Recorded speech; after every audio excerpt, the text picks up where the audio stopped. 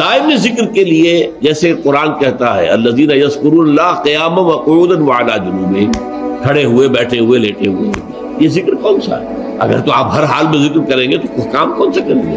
نہیں، دنیا کا کام بھی کرو، ذکر بھی کرو، سونے لیٹے ہو اللہ کا ذکر کرو، دعا وہ مانگو جو مسنون حضور مانگتے تھے۔ دعا مسنون ہے، اللہ سے مانگ رہے ہو، اللہ سے تعلق جڑ گیا، اور وہ مسنون الفاظ ہیں حضور کے ہیں، حضور سے تعلق جڑ گیا۔